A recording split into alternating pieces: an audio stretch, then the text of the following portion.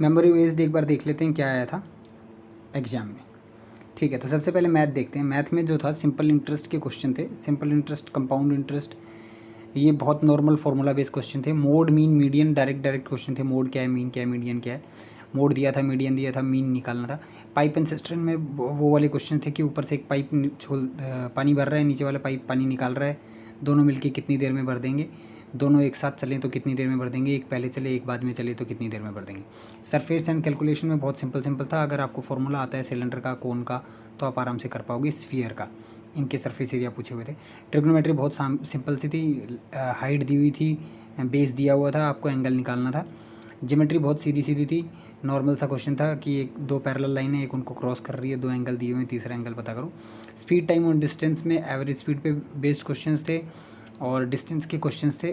थोड़े ठीक ठीक क्वेश्चन थे, लगा लेना, अच्छा आएगा।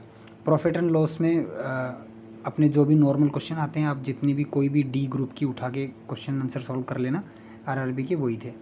एज बेस्ड क्वेश्चन भी बहुत सिंपल, बहुत सीधे साधे क्वेश्चन थे। मदर की इतनी है, 3 साल बाद इतनी हो जाएगी, कितनी हो जाएगी, दोनों की माइनस करके क्या आएगा।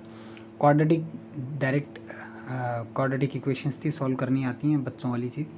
तो ये कुछ 4-5-10 क्वेश्चन थे इस तरह के, और एक दो अगर रह गया होगा तो ठीक है, वरना अलजेब्रा भी था थोड़ा बहुत, एक दो क्वेश्चन वहाँ से भी थे। अच्छा, अब आती है रीजनिंग। रीजनिंग देखते हैं। रीजनिंग में क्या आता है, पहले एनालॉजी आती है।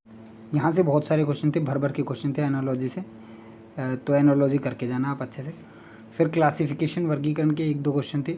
Alphabets based analogy and jumbling, इसमें बहुत सारे क्वेश्चन थे इंग्लिश में कि ये कोड ऐसा है तो इसका ये बनेगा, ये कोड वैसा है तो इसका ये बनेगा, इसका कोड क्या बनेगा, ऐसे वाले बहुत सारे थे।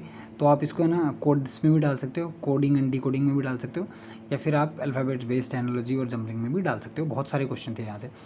Series and alphabet based question भी बहुत सारे थे कि भाई 2-4 सीरीज़ दे दी हैं नंबरों की, नेक्स्ट क्वेश्चन मार्क दिया हुआ है, क्या आएगा क्या नहीं आएगा, तो करके जाना है यहाँ से।